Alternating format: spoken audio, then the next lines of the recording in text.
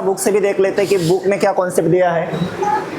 Electric current ये हमें देखना है। तो उन्होंने बोला है कि आप इमेजिन करो कि एक छोटा सा एरिया है। अब एरिया किसका है? कंडक्टर का है। तो यहाँ पे हम ऐसे कंडक्टर के एरिया को हम कंसिडर करें। ये वाला एरिया ले लो आप।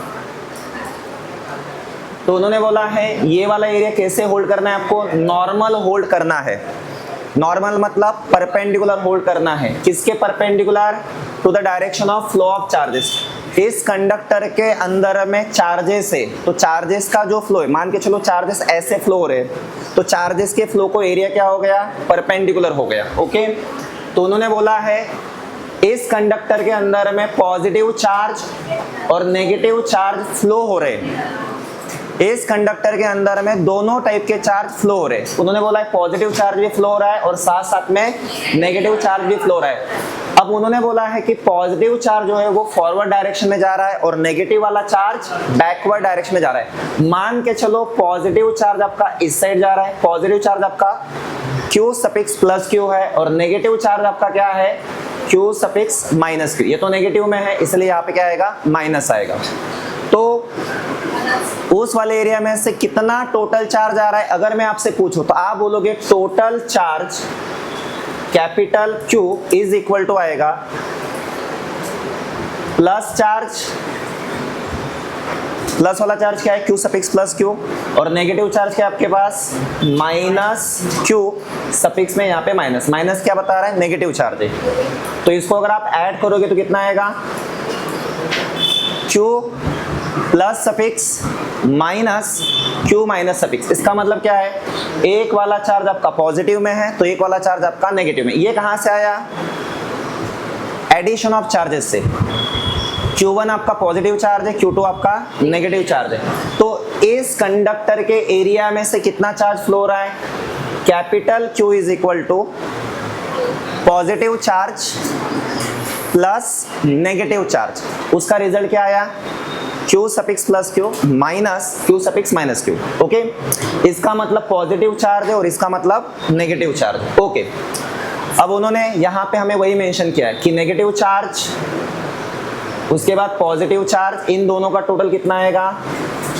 Q आएगा। तो Q कितना है पता चल गया आपको? Positive charge plus negative charge. अब सीधी बात है, ये चार्जेस को फ्लो होने के लिए टाइम लगेगा। तो कितना टाइम लग रहा है? मान के चलो हमें टाइम कितना लग रहा है? T लग रहा है। कितना टाइम लग रहा है? T। कितने टाइम में? T टाइम में कितना चार्ज फ्लो हो रहा है? Q। ओके, तो करंट को हम बोल सकते हैं I is equal to Q by T। ये हुआ हमारे बुक के अकॉर्डिंग। हमारे बुक में जिस तरीके से दिया हुआ है उसके अकॉर्डिंग हमने यहाँ पे करंट को देख लिया। एक कंडक्टर के इनसाइड में पॉजिटिव चार्ज भी ट्रांसफर हो रहा है, नेगेटिव चार्ज भी ट्रांसफर हो रहा है। पॉजिटिव चार्ज फॉरवर्ड डायरेक्शन में जा रहा है तो नेगेटिव चार्ज बैकवर्ड डायरेक्शन में जा रहा है। तो टोटल कितना चार्ज हुआ? टोटल चार्ज हुआ आपका Q। कितने टाइम में फ्लो हो रहा है वो? T। तो हम करंट को डिफाइन कर सकते हैं flow of charge with respect to time. Okay, इस तरीके से ये हमारे बुक में जो मेंशन था वो हमने यहाँ पे देख लिया है। I is equal to Q by T। Okay, ये तो कल हमने ऑलरेडी देखा था कि एवरेज करंट क्या होता है। एवरेज करंट क्या होता है? मैंने बोला था अगर टाइम इंटरवल डेल्टा टी है तो उस टाइम इंटरवल में कंडक्टर के इनसाइड में से कितना चार्ज फ्लो होगा? Delta Q. तो अगर हम डेल्टा टी की बात करें, टाइम इंटरवल की बात करें, तो उसमें कुछ पर्टिकुलर टाइप का चार्ज ट्रांसफर होगा। तो हमने माना आपके पास अगर डेल्टा टी टाइम है तो उसमें कितना चार्ज ट्रांसफर हो रहा है? Delta Q. तो करंट कितना आएगा? Delta Q by delta T. ये हो जाएगा हमारा एवरेज करंट। अगर हम यहाँ पे टाइम इंटरवल को बहुत स्मॉल लेके चले तो आपको क्या मिल जाएगा? इंस्टेंटेनियस करंट जो आएगा dq बाय dt। यहाँ पे लिमिट क्या है? लिमिट हमारा डेल्टा t बहुत स्मॉल है, टाइम इंटरवल अगर स्मॉल है तो इंस्टेंटेनियस करंट आपको मिलता है। यहाँ तक आपका हो गया। आगे बढ़ते हैं। देखो अब यहाँ पे कुछ MCQs पॉइंट आपको गिवन है। जनरली हमारे घरों में हम जो ये यूज करते हैं डोमेस्टिक अप्लायंसेस में जो करंट होता है वो एम्पियर की रेंज में होता है। डोमेस्टिक अप्लायंस में जो करंट होता है वो किसकी रेंज में होता है? Ampere. 1 ampere, 2 ampere, 3 ampere up to 10 ampere तक होता है। मतलब जैसे कि फैन चल रहा है, लाइट चल रही है, फ्रिज चल रहा है, तो उसमें जो भी करंट रहेगा वो एम्पियर की रेंज में रहेगा। अप टू 10 एम्पियर तक हम ऑपरेट कर सकते हैं। उसके बाद जो लाइटनिंग होती है, रेनी सीजन में जो लाइटनिंग होती है उसमें जो करंट का रेंज है तो कितने रेंज तक होता है? 10,000। मतलब लाइटनिंग में 10,000 एम्पियर तक करंट फ्लो होता है। काफी ज्यादा है, ये आपको एमसीक्यूज में याद रखना है। लाइटनिंग में जो करंट होता है कितना होता है? 10,000 एम्पियर के रेंज में होता है। और हमारी जो नर्व सिस्टम है उसमें कितने एम्पियर का करंट फ्लो होता है? माइक्रो एम्पियर का करंट फ्लो होता है। ये आपको याद रखना है। मतलब हमें 3 अलग अलग तरीके से बताया गया है। डोमेस्टिक अप्लायंस में एम्पियर की रेंज में, लाइटनिंग में टेन थाउजेंड्स एम्पियर की रेंज में, और हमारा जो नर्व सिस्टम है उसमें जो इलेक्ट्रिक शॉक्स, जो इलेक्ट्रिक सिग्नल फ्लो होते हैं उनके कारण जो करंट है उसका रेंज कितना है? Micro ampere. तो आपको ये एमसीक्यूज के लिए याद रखना है। ओके, आगे देखो, अगला टॉपिक है आपका इलेक्ट्रिक करंट्स इन कंडक्टर। तो देखो यहाँ पे जनरली हमें बताया है इलेक्ट्रिक चार्ज अगर उसके ऊपर फोर्स लगाए, अब फोर्स कौन लगाता है चार्ज के ऊपर? Electric field. अगर हम किसी कंडक्टर को, जैसे कि हमारे पास यहाँ पे कंडक्टर है, तो इस कंडक्टर के अंदर में इलेक्ट्रॉन्स भी है और पॉजिटिव चार्ज भी है। अगर हम इस कंडक्टर को बैटरी के साथ कनेक्ट कर दें तो एक इलेक्ट्रिक फील्ड सेट होगा कंडक्टर के लिए, और ये इलेक्ट्रिक फील्ड कंडक्टर के अंदर में जो इलेक्ट्रॉन्स है, जो चार्जेस है, उसके ऊपर क्या लगाएगा? फोर्स लगाएगा। तो इससे क्या होगा? जो भी चार्जेस है वो क्या होंगे? मोशन करने के लिए फ्री होंगे। इसके कारण क्या होगा? फिर इसके कारण करंट आएगा। अगर चार्जेस का फ्लो हो रहा है इसका मतलब वहां पे क्या आएगा? करंट आएगा। तो करंट कैसे आ रहा है पता चल गया आपको? कंडक्टर को आपको इलेक्ट्रिक फील्ड एस्टेब्लिश करवाना होगा। जब इलेक्ट्रिक फील्ड एस्टेब्लिश होगा तो कंडक्टर के इनसाइड में जो चार्जेस है उनके ऊपर फोर्स लगेगा। जब फोर्स लगेगा तो चार्जेस का क्या होगा? मोशन होगा। जब चार्जेस का मोशन होगा तो क्या आएगा? करंट आएगा। आई बात समझ में? आगे अगर हम देखें तो क्या नेचर में फ्री चार्जेस होते हैं? सवाल ये है, क्या नेचर में फ्री चार्जेस होते हैं? नेचर में फ्री चार्जेस एग्जिस्ट करते हैं। कहाँ पे एग्जिस्ट करते हैं? Upper strata of atmosphere is called ionosphere. ये हमारा एमसीक्यूज है। अगर हम देखें तो नेचर में फ्री जो चार्ज कैरियर्स है वो कहाँ पे एग्जिस्ट करते हैं? आइनोस्फेयर में। कहाँ पे? ये हमारा एमसीक्यू, इसको आपको अच्छे से याद रखना है। आपको इससे पूछा जा सकता है नेचर में फ्री पार्टिकल कहाँ पे एग्जिस्ट करते हैं? फ्री चार्ज पार्टिकल कहाँ पे रहते हैं? अपर स्ट्रेट ऑफ एटमॉस्फेयर, एटमॉस्फेयर के ऊपर वाले लेवल पे, जिसको हम क्या बोलते हैं? आइनोस्फेयर। ओके, तो उन्होंने ऐसे बोला है, ऐसे बहुत सारे मटेरियल्स है जिनके एटम में और मॉलिक्यूल्स में नेगेटिवली चार्ज इलेक्ट्रॉन्स भी होते हैं और पॉजिटिवली चार्ज न्यूक्लियाई भी होता है। हमें तो पता है कि जो भी मटेरियल्स है वो किससे बना होता है? एटम से बना होता है। तो एटम्स के अंदर में क्या, एटम्स का स्ट्रक्चर क्या है? इलेक्ट्रॉन्स रिवॉल्व करता है और अंदर में क्या रहता है? न्यूक्लियस। तो इलेक्ट्रॉन कहाँ पे रिवॉल्व करता है? Around nucleus. तो उन्होंने बोला है इलेक्ट्रॉन का चार्ज क्या होता है? नेगेटिव, और न्यूक्लियस का चार्ज क्या होता है? पॉजिटिव। ये तो आपको पता ही है। उसके बाद उन्होंने बोला ऐसे बहुत सारे मटेरियल है जिनमें इलेक्ट्रॉन्स फ्री वाली कंडीशन में नहीं रहते, तो ऐसे मटेरियल्स को हम क्या बोलते हैं? इंसुलेटर। कंडक्टर में फ्री इलेक्ट्रॉन्स होते हैं, तो क्या इंसुलेटर में फ्री इलेक्ट्रॉन्स होते हैं? इंसुलेटर में फ्री इलेक्ट्रॉन्स नहीं होते। उन्होंने हमें और ऐसा एक एग्जांपल बताया, ऐसे बहुत सारे मटेरियल्स है जिनमें फ्री इलेक्ट्रॉन्स तो नहीं होते। एग्जांपल के तौर पे उन्होंने बोला है वाटर में 10⁻22 इतने मॉलिक्यूल्स है। वाटर में अप्रॉक्स 10⁻22 मॉलिक्यूल्स है, तो क्या इसमें फ्री इलेक्ट्रॉन्स अवेलेबल रहेंगे? नहीं। वाटर में क्या फ्री इलेक्ट्रॉन्स होते हैं? नहीं। आई बात समझ में? आगे देखो, उन्होंने बोला है ये वाले जो मॉलिक्यूल्स हैं ये बहुत क्लोजली पैक होते हैं, जिसके कारण इलेक्ट्रॉन्स जो रहेंगे वो सिर्फ और सिर्फ किसको अटैच रहते हैं? न्यूक्लियाई को। इसका मतलब क्या है? इलेक्ट्रॉन्स न्यूक्लियस से फ्री होने वाले, मतलब इलेक्ट्रॉन्स न्यूक्लियस के अराउंड ही रिवॉल्व करेंगे। कौन से मटेरियल में? वाटर जैसे इंसुलेटिंग मटेरियल में। कंडक्टर में तो इलेक्ट्रॉन्स न्यूक्लियस से फ्री भी हो सकते हैं, क्या इसमें ऐसा होगा? इसमें ऐसा इंसुलेटर के केस में जो इलेक्ट्रॉन्स है वो न्यूक्लियस से ही बाइंड रहते हैं। आई बात समझ में? आपको याद रखना है। उसके बाद उन्होंने बोला है in some material electrons will still be bound, they will not accelerate even if an electric field is applied। उन्होंने बोला है ऐसे बहुत सारे मटेरियल है जिनमें अगर आप इलेक्ट्रिक फील्ड सेट भी कर दो तो इलेक्ट्रॉन्स फ्री नहीं होंगे, चार्जेस सेपरेट होंगे। जैसे मैंने आपको लास्ट वाले लेसन में हमने पढ़ा था पोलराइजेशन ऑफ डाइलेक्ट्रिक्स। तो डाइलेक्ट्रिक्स क्या है? इंसुलेटर है, तो हमने क्या बोला था, इंसुलेटर को आप कहाँ पे प्लेस करते हो, इलेक्ट्रिक फील्ड में, तो चार्जेस सेपरेट होते हैं, चार्जेस फ्री नहीं होते। इसका मतलब क्या पता ना आपको, चार्जेस के बीच में एक सेपरेशन आएगा, लेकिन क्या वो वहां से निकल जाएंगे, ऐसा नहीं होता। इंसुलेटर में सेपरेशन हो सकता है चार्जेस का, लेकिन चार्जेस बिल्कुल भी फ्री नहीं होते। आई बात समझ में, तो आपको याद रखना है। आगे देखो, अगर हम यहाँ पे देखें तो ऐसे मटेरियल्स को हम क्या बोलते हैं, ऐसे मटेरियल्स जिनमें इलेक्ट्रिक फील्ड अप्लाई करने के बाद चार्जेस के बीच में सेपरेशन होगा बट चार्जेस फ्री नहीं होंगे, ऐसे मटेरियल्स को हम क्या बोलते हैं, इंसुलेटर। क्या बोलते हैं हम इनको, इंसुलेटर। ओके, यहाँ तक हमारा हो गया। तो उन्होंने हमें यहाँ पे बोला है, हम इस वाले लेसन में सॉलिड कंडक्टर के बारे में कंसिडरेशन करने वाले, मतलब हमारा जो टारगेट इस लेसन में, हमारा टारगेट क्या रहेगा, सॉलिड कंडक्टर्स। ऐसे देखा जाए तो सॉलिड कंडक्टर्स में भी बहुत सारे एटम्स होते हैं। एटम्स कैसे रहेंगे, टाइटली रहेंगे, एक दूसरे को बहुत ज्यादा कन्फाइंड रहेंगे, मतलब पैक रहेंगे। उन्होंने बोला है so that the current is carried by the negatively charged electrons। तो सॉलिड कंडक्टर के केस में कंडक्टर्स है, तो कंडक्टर्स के अंदर में फ्री इलेक्ट्रॉन्स रहेंगे, उन्हीं फ्री इलेक्ट्रॉन्स के कारण यहाँ पे क्या आएगा, करंट आएगा। जब हम इलेक्ट्रिक फील्ड सेट करते हैं ना कंडक्टर्स को, तो कंडक्टर्स के अंदर में जो फ्री इलेक्ट्रॉन्स उनको पुश मिलता है, ड्रिफ्ट मिलता है, उसी ड्रिफ्ट के कारण क्या आता है, करंट आता है। ओके, आगे देखते हैं हम। उन्होंने बोला है यहाँ पे कंडक्टर्स में अगर हम देखें, ऐसा भी तो हो सकता है आप केमिस्ट्री में ये पढ़े हो, इलेक्ट्रोलिटिकल सॉल्यूशन अगर आप देखोगे तो उसमें करंट किसके कारण आता है, पॉजिटिव और नेगेटिव आयंस के कारण। मतलब जो सॉल्यूशंस होता है, सॉल्यूशंस में करंट किसके कारण आता है, पॉजिटिव और नेगेटिव चार्जेस के कारण।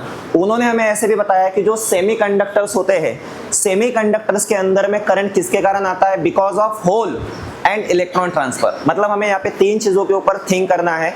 सॉलिड कंडक्टर के अंदर में करंट क्यों आएगा, because of free electrons transfer. Solid conductor में करंट क्यों आएगा, फ्री इलेक्ट्रॉन अगर ट्रांसफर होंगे तो करंट आएगा सॉलिड कंडक्टर में। इंसुलेटर में दूसरा कौन सा था, दूसरा था सॉल्यूशन। सॉल्यूशन में करंट क्यों आएगा, because of positive and negative ions. और थर्ड वाला है सेमीकंडक्टर। सेमीकंडक्टर में करंट क्यों आएगा, because of hole and electron transfer. अब ये क्या होता है उसको मैं आपको थोड़ा समझा देता हूँ। सेमीकंडक्टर के अंदर में दो टाइप के बैंड होते हैं, एक होता है वैलेंस बैंड और एक होता है कंडक्शन बैंड। तो इलेक्ट्रॉन जनरली कहाँ पे लाया करते हैं, वैलेंस बैंड में। 0 केल्विन पे इलेक्ट्रॉन्स कहाँ पे रहते हैं, वैलेंस बैंड में। आई बात समझ में। फिर क्या होता है, अगर हम थोड़ा सा टेम्परेचर बढ़ा दे, सेमीकंडक्टर का थोड़ा सा टेम्परेचर अगर हम बढ़ा दे, इवन हमने रूम टेम्परेचर भी सेमीकंडक्टर को रख दिया, तो ये वाले जो वैलेंस बैंड में इलेक्ट्रॉन है, वो इलेक्ट्रॉन को एनर्जी मिलेगी। एनर्जी के कारण वो इलेक्ट्रॉन यहाँ से जंप करके कहाँ पे जाएंगे, कंडक्शन बैंड में। इलेक्ट्रॉन ट्रांसफर हो रहा है, अभी हमने क्या बोला था, इलेक्ट्रॉन का अगर ट्रांसफर होता है तो क्या आता है, करंट। अब यहाँ पे तो इलेक्ट्रॉन निकल गया तो जगह खाली हो गई, जहां से इलेक्ट्रॉन निकल गया वहां पे एक होल बन जाएगा। इसका मतलब वहां पे एक इमेजिनरी चार्ज आएगा पॉजिटिव। ये जो होल है, जगह खाली हो गई ना, इलेक्ट्रॉन जहां से निकला कहां पे गया, वो कंडक्शन बैंड में, तो जगह खाली हो गई, उसी जगह को हम बोलते हैं होल। तो होल का चार्ज क्या होता है, पॉजिटिव। लेकिन चार्ज कैसे रहेगा, इमेजिनरी चार्ज रहेगा। Hole is a imaginary positive charge. हमने माना है कि इलेक्ट्रॉन जहां से निकलता है वहां पे होल आ जाएगा। आई बात समझ में। तो होल का चार्ज कैसा है, पॉजिटिव। तो होल क्या है, इमेजिनरी पॉजिटिव चार्ज। आई बात समझ में, आपको याद रखना है। तो सेमीकंडक्टर में ऐसा होता है। तो ये सीक्वेंस चलते जाएगा, यहाँ पे होल खाली हुआ, इलेक्ट्रॉन आके बैठेगा, इलेक्ट्रॉन का ट्रांसफर हुआ, फिर से इलेक्ट्रॉन ऊपर जंप करेगा, फिर से वहां पे होल आएगा। तो होल का भी ट्रांसफर हो रहा है, साथ साथ में किसका ट्रांसफर हो रहा है, इलेक्ट्रॉन्स का। तो सेमीकंडक्टर के अंदर में करंट क्यों आता है, पता चल गया आपको। सेमीकंडक्टर के अंदर में करंट किसके कारण आता है, because of hole and electron transfer. Okay, ये हमारा टॉपिक कंप्लीट हो चुका है। अब देखो यहाँ पे हमारे बुक में ये वाला भी एक टॉपिक दिया है हमें। ये टॉपिक हमें क्या बता रहा है उसको भी हम समझ लेते हैं। मान के चलो आपके पास एक कंडक्टर है। अब कंडक्टर को हमने बैटरी के साथ कनेक्टेड नहीं किया है, तो मुझे क्या करवाना है, इस कंडक्टर में जो भी इलेक्ट्रॉन्स है उनको मेरे को मोशन करवाना है। तो मेरे पास तरीका क्या है, मेरे पास एक और तरीका है, मैं पोलराइज्ड डाइलेक्ट्रिक ले लूंगा। कौन सा डाइलेक्ट्रिक है ना आपको, तो पोलराइज्ड डाइलेक्ट्रिक में क्या होता है, आपने पढ़ा ही है। पोलराइज्ड डाइलेक्ट्रिक के केस में एक साइड नेगेटिव चार्ज होता है, एक साइड, तो मैंने क्या किया, नेगेटिव चार्ज वाला जो पोर्शन है वो इस साइड वाले लगा दे, इस साइड लगा दिया। जिसका इतना ए, इसका एरिया कितना है ए, तो उतने ही एरिया का मैंने और एक सेक्शन उठाया, जिसका चार्ज क्या है, पॉजिटिव। मैंने कंडक्टर के इस साइड लगा दिया। कंडक्टर के एक साइड कौन सा चार्ज हो गया और एक साइड कौन सा चार्ज हो गया, तो इसके कारण क्या होगा, एक इलेक्ट्रिक फील्ड सेट होगा। यहाँ पे दिख रहा है आपको, एक इलेक्ट्रिक फील्ड सेट हुआ। तो ये इलेक्ट्रिक फील्ड किसके ऊपर फोर्स लगाएगा, कंडक्टर के इनसाइड में जो फ्री इलेक्ट्रॉन्स हैं उनके ऊपर फोर्स लगाएगा। तो इलेक्ट्रॉन्स कहाँ पे मोशन करेंगे, इस वाले साइड। अब मुझे एक चीज बताओ, हमने ये भी पढ़ा है सेकंड वाले लेसन में, इलेक्ट्रॉन्स तब तक फ्लो होते हैं जब तक वो एक्सटर्नल फील्ड को कैंसल ना कर दे। इसका मतलब इलेक्ट्रॉन जैसे जैसे फ्लो होंगे वैसे वैसे अंदर में एक और इलेक्ट्रिक फील्ड सेट होगा। ये तो बाहर वाला इलेक्ट्रिक फील्ड है, ये इलेक्ट्रिक फील्ड इसके कारण है बिकॉज ऑफ डाइलेक्ट्रिक्स। तो अंदर में इलेक्ट्रिक फील्ड क्यों सेट हुआ, बिकॉज ऑफ इलेक्ट्रॉन ट्रांसफर। तो ये वाला इलेक्ट्रिक फील्ड इस वाले इलेक्ट्रिक फील्ड को कैंसिल कर देगा। तो कंडक्टर का इलेक्ट्रिक फील्ड कितना हो जाएगा, नेट 0। इसका मतलब इलेक्ट्रॉन तब तक ट्रांसफर होंगे जब तक इलेक्ट्रॉन के कारण जो इलेक्ट्रिक फील्ड सेट होगा वो बाहर वाले इलेक्ट्रिक फील्ड को क्या ना कर दे, न्यूट्रलाइज ना कर दे। आई बात समझ में। उसके बाद तो इलेक्ट्रॉन रुक जाएंगे, इलेक्ट्रॉन का फ्लो रुक जाएगा। मतलब हमें करंट जो है वो कुछ मोमेंट्स के लिए मिलेगा। करंट क्या हमें परमानेंट मिलेगा करंट, क्योंकि इलेक्ट्रिक फील्ड जब तक 0 नहीं होगा तब तक ही करंट मिलेगा। जिस मोमेंट पे इलेक्ट्रिक फील्ड 0 हो जाएगा उस मोमेंट पे करंट। तो ये इसका मतलब ये जो सिचुएशन ली हमने, ये वाली जो हमने टेक्निक ली है वो टेक्निक है आपकी टेम्पररी टेक्निक है। किसके मोशन करवाने की, इलेक्ट्रॉन को मोशन करवाने की। तो क्या परमानेंट टेक्निक नहीं है, परमानेंट टेक्निक होती है हमारे पास बैटरी और सेल। तो बैटरी और सेल क्या करता है पता है, ये तो हमारे पास एक्सटर्नल सोर्स है।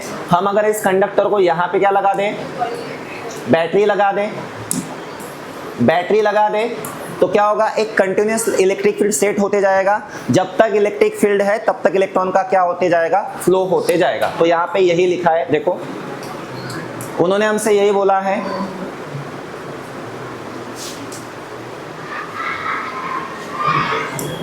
ऐसा mechanics which contain the steady current, a steady electric field are cells and batteries that we shall study later in this lesson। तो उन्होंने हमें बोला है कि अगर आपको कंडक्टर के अंदर में इलेक्ट्रॉन का कंटिन्यूअस फ्लो करवाना है तो आपको एक स्टेडी इलेक्ट्रिक फील्ड सप्लाई करना होगा। तो स्टेडी इलेक्ट्रिक फील्ड कौन सप्लाई करेगा, स्टेडी इलेक्ट्रिक फील्ड सप्लाई करने का काम सेल या फिर बैटरी करता है, जो हम इस लेसन में अगले 3.9 या 3.10 वाले टॉपिक्स में पढ़ेंगे। ओके, तो इस तरीके से ये वाला टॉपिक भी हमारा कंप्लीट हो चुका है। क्या इस वाले टॉपिक के ऊपर आपको क्वेश्चंस आएंगे, एमसीक्यूज मैंने आपको बताया था, कौन सा एमसीक्यूज आएगा पता चल गया ना, ऊपर आइनोस्फीयर वाला याद रखना है।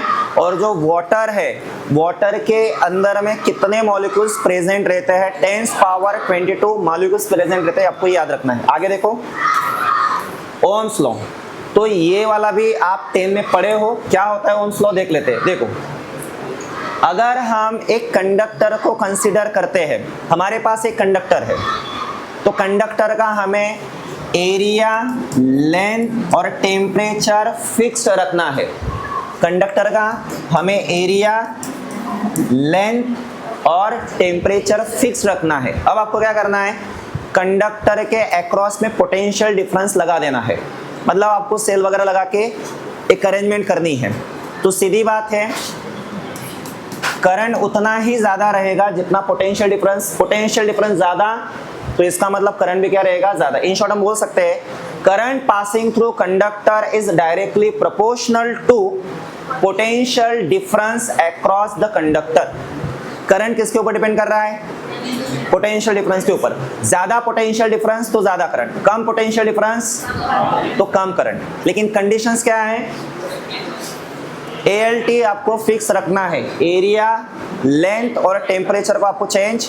इसका मतलब क्या है, under some physical conditions current passing through conductor is directly proportional to potential difference across conductors. Okay, तो मैथमेटिकली आपको पता है इसको कैसे लिखते हैं, V प्रोपोर्शनल टू I। इसका मतलब समझ जाना कि ये डिपेंड कर रहा है, I डिपेंड करता है किसके ऊपर, V के ऊपर।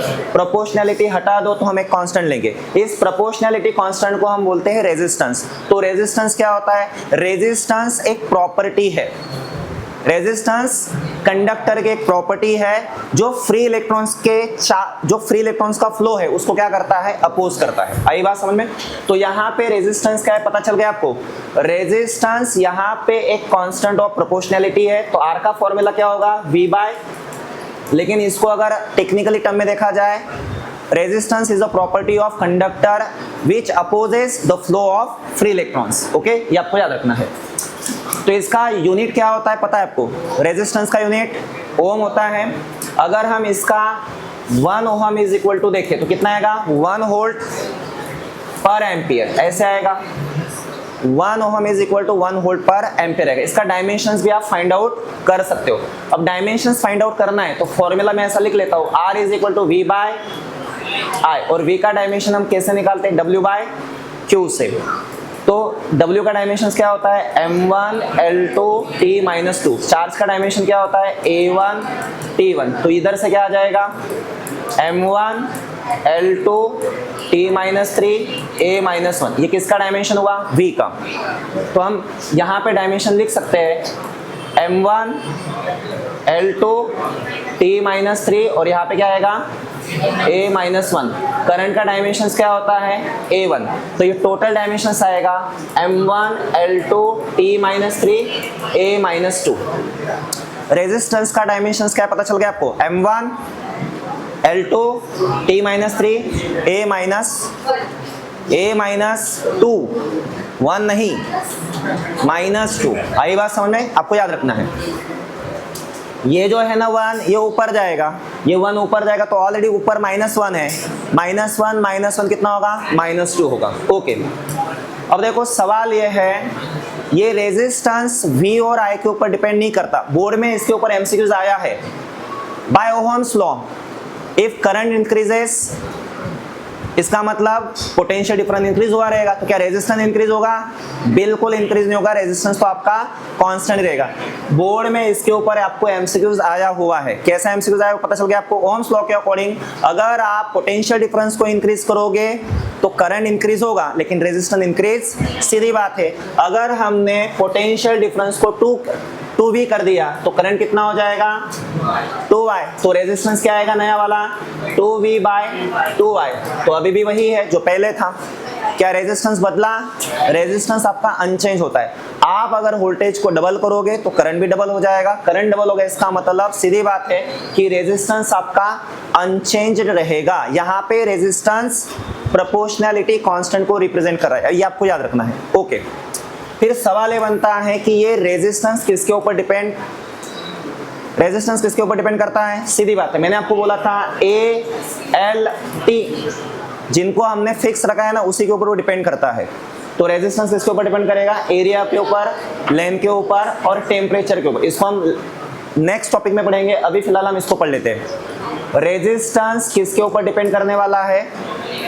रेजिस्टेंस एरिया, लेंथ और टेम्परेचर के ऊपर डिपेंड करेगा। सोनाली खड़ी हो जाओ, सोनाली और प्रीति खड़ी हो जाओ। हाँ सोनाक्षी खड़े हो जाओ, चलो तुम। आप ये 10 में पढ़े थे, करंट इलेक्ट्रिसिटी लेसन में पढ़े थे ना? एक्सप्लेन करो मुझे कि किस तरीके से होगा। कंडक्टर के जो सॉलिड कंडक्टर है उसके अंदर में फ्री इलेक्ट्रॉन्स होते हैं, वही करंट को क्या करते हैं? इस्टेब्लिश करते हैं। जो सॉल्यूशंस होते हैं उनमें पॉजिटिव और नेगेटिव आयंस होते हैं, वही करंट को क्या करते हैं? इस्टेब्लिश करते हैं। सेमीकंडक्टर में होल और इलेक्ट्रॉन के ट्रांसफर क्या होता है? इलेक्ट्रिक करंट होता है। नेचर में कहाँ पे फ्री चार्ज पार्टिकल्स होते हैं? तो अपर स्ट्रेट ऑफ एटमॉस्फेयर जिसको हम बोलते हैं आइनोस्फेयर, वहां पे फ्री चार्ज पार्टिकल्स होते हैं। यही तक हमने देखा है। और अभी हमने क्या देखा? ओम्स लॉ, जिसमें क्या होता है? V is proportional to I। Current किसके ऊपर डिपेंड करेगा? I के ऊपर। करंट जो है वो वोल्टेज के ऊपर डिपेंड करेगा। लेकिन कंडीशंस क्या थी? एरिया, लेंथ और टेम्परेचर हमें फिक्स रखना था। इसका मतलब रेजिस्टेंस किसके ऊपर डिपेंड करेगा? अगर रेजिस्टेंस V और I के ऊपर डिपेंड नहीं कर रहा है तो रेजिस्टेंस किसके ऊपर डिपेंड करेगा? तो हम देख लेते हैं यहाँ पे ये वाला डायग्राम देखो। एक कंडक्टर कंसीडर करना है आपको। एक कंडक्टर लेना है, उस कंडक्टर का लेंथ L है, ये लेंथ L है और उसका एरिया कितना है? A है। तो इसमें से हमने माना कि इसमें से करंट I जा रहा है, I करंट पास हो रहा है। अगर I करंट पास हो रहा है तो इसके लिए हम पोटेंशियल डिफरेंस कितना लेंगे? V। मतलब एक सिंगल अगर आपके पास कंडक्टर है, उसका लेंथ गिवन है, एरिया गिवन है, उसमें से कितना करंट जा रहा है? I, और उसके अक्रॉस में कितना वोल्टेज है? V। अब हमें क्या करना है? और उसके सेम लेंथ वाला और सेम एरिया वाला कंडक्टर लेना है। उस कंडक्टर को आपको उस जो पहला कंडक्टर था उसके आगे रख देना है, तो क्या होगा, सीधी बात है करंट आगे भी फ्लो होगा। इसमें से I करंट जा रहा है तो इसमें से भी कितना करंट जाएगा, I। तो इसका मतलब इसके अक्रॉस में भी कितना पोटेंशियल डिफरेंस आएगा, V। अब मैं आपसे पूछूं बताओ टोटल पोटेंशियल डिफरेंस कितना है, तो आप बोलोगे V प्लस V कितना आएगा, तो V डैश आएगा 2V। करंट बताओ कितना है, करंट तो आपका अभी भी है, ओल्ड वाला करंट और नया वाला करंट सेम ही है। तो मैं आपसे पूछूं इस कॉम्बिनेशन का रेजिस्टेंस बताओ, तो आप बोलोगे R dash is equal to V dash divide में I डैश। V डैश कितना है 2V by I। V by I क्या होता है, ओल्ड रेजिस्टेंस। इसका मतलब ये क्या आएगा, R dash is equal to 2R। देखो लेंथ इंक्रीज किया हमने, पहले L था, बाद में कितना और इंक्रीज किया L, L प्लस L कितना हुआ, इसका मतलब अगर हमने 12 लेंथ इंक्रीज किया तो 2V हुआ, कितना वोल्टेज हुआ, और इसी वोल्टेज के कारण रेजिस्टेंस कितना हो गया। एक्चुअल में इसके कारण नहीं हो रहा है, वो किसके कारण रहा है, लेंथ के कारण। अगर आप लेंथ को 2 गुना करते हो तो रेजिस्टेंस भी क्या हो जाएगा, 2 गुना हो जाएगा। इसका मतलब रेजिस्टेंस तो बढ़ रहा है, रेजिस्टेंस क्या हो रहा है, तो पता चल गया आपको रेजिस्टेंस लेंथ के ऊपर किस तरीके से डिपेंड कर रहा है। इन शॉर्ट हम बोल सकते हैं कि resistance is directly proportional to the length of conductor. Length बढ़ाओगे कंडक्टर का तो रेजिस्टेंस बढ़ेगा। लेंथ को 4 टाइम्स किया तो रेजिस्टेंस भी कितने टाइम बढ़ेगा, 4 टाइम्स। अगर लेंथ को आपने हाफ कर दिया तो रेजिस्टेंस भी क्या हो जाएगा, हाफ हो जाएगा। इस तरीके से हमें पहला रिजल्ट मिल गया है, क्या, resistance of conductor is directly proportional to the length of conductor. तो इसको हम कैसे लिखते हैं, R proportional to L। Okay, पहला रिजल्ट आ गया। चलो दूसरा वाला रिजल्ट देख लो। सेम यहाँ पे एक डायग्राम दिया है। अब आपको क्या करना है, कंडक्टर एक ही है, इसका लेंथ कितना है L, एरिया पहले कितना था, पहले A था, इसमें से करंट कितना जा रहा था, I करंट जा रहा था। अब आपको क्या, और इसका वोल्टेज कितना था V। अब आप क्या करो, इस कंडक्टर को ऐसा बीच में से कट कर दो, तो एरिया डिवाइड कर दो। एरिया कितना हो जाएगा, A/2। ऊपर का एरिया A/2 और नीचे का एरिया A/2। अब बताओ करंट क्या I रहेगा, अभी ऊपर वाले एरिया में से कितना करंट पास होगा, अब तो करंट डिवाइड हो जाएगा क्योंकि 2 सेक्शन हो गए हैं। तो हम बोल सकते हैं यहाँ पे मैंने बोला ऊपर वाले सेक्शन, ये दिख रहा है ना ऊपर वाला, ये सिर्फ ऊपर वाला, इस वाले सेक्शन का रेजिस्टेंस कितना है बताओ, R डैश ले लेते, उसको क्या ले लेते हैं, कॉम्बिनेशन का नहीं, किसका, जो हमने कट किया है ना सेक्शन, उसके ऊपर वाले का, क्योंकि 2 सेक्शन है कट करने के बाद, एक ऊपर वाला है और एक, तो R dash is the resistance of upper section. तो क्या आएगा, V डिवाइड में करंट कितना हो गया, I/2। क्या वोल्टेज बदलेगा, वोल्टेज बदलेगा। वोल्टेज क्यों नहीं बदलेगा पता है, वोल्टेज इसलिए नहीं बदलेगा,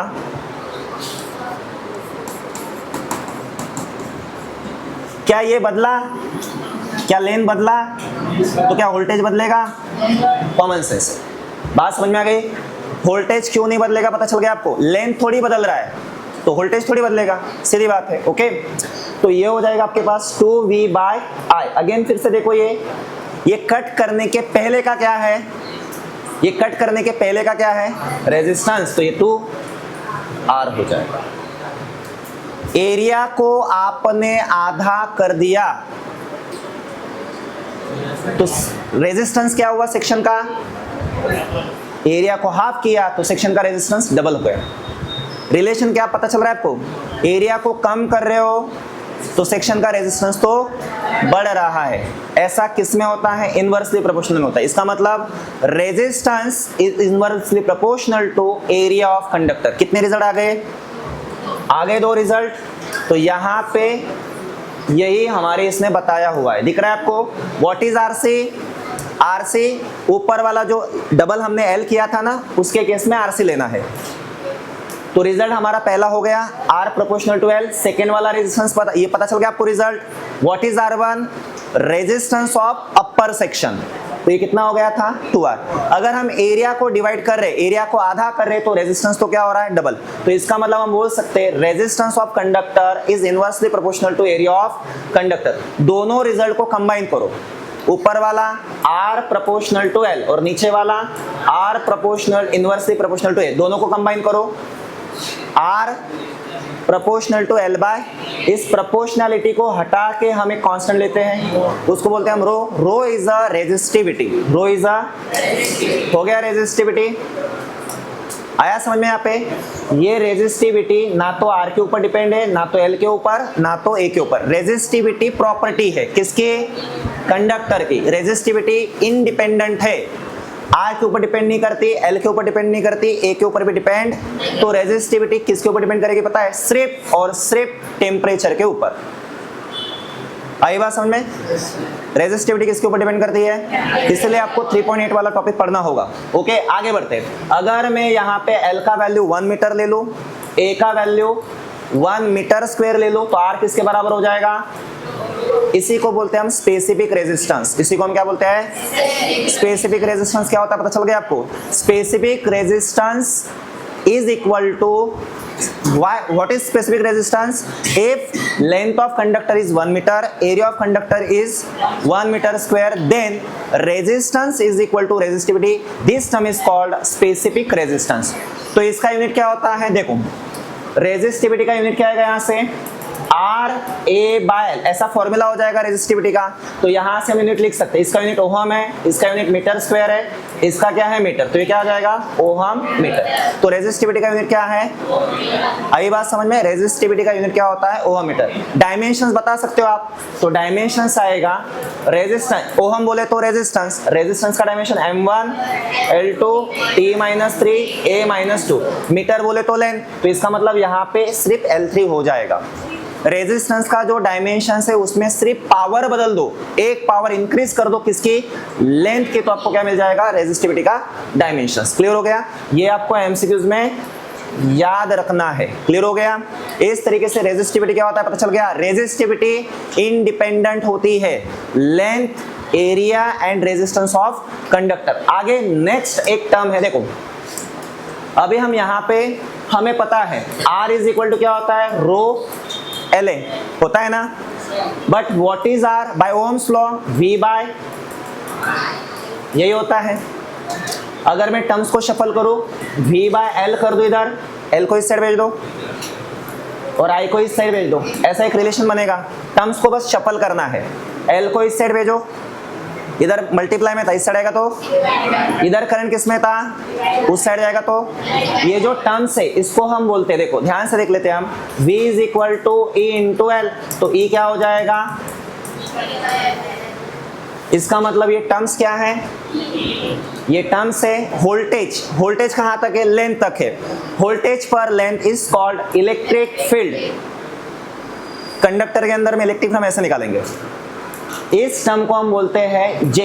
J is a current density. Current density, कितने एरिया में से कितना करंट जा रहा है? Current passing through unit area is called current density. आई बात समझ में? तो यहाँ पे हमारा रिलेशन कंप्लीट हो चुका है। यहाँ पे दिखा भी है, current per unit area taken normal to the current. ऐसा एरिया लेना है जो करंट के क्या हो? नॉर्मल हो, उसको हम क्या बोलते हैं? Current density. तो करंट डेंसिटी का फॉर्मूला क्या है? I is equal to, sorry J is equal to I by, इसका यूनिट क्या होगा? एम्पियर। इसका क्या होता है? एरिया का मीटर स्क्वायर। डायमेंशंस क्या होगा? A1 मीटर मतलब लेंथ, L ऊपर जाएगा पावर, तो ये आपको याद रखना है। ओके, समझ में आ गया? इस तरीके से हमारा टॉपिक कंप्लीट हो गया है।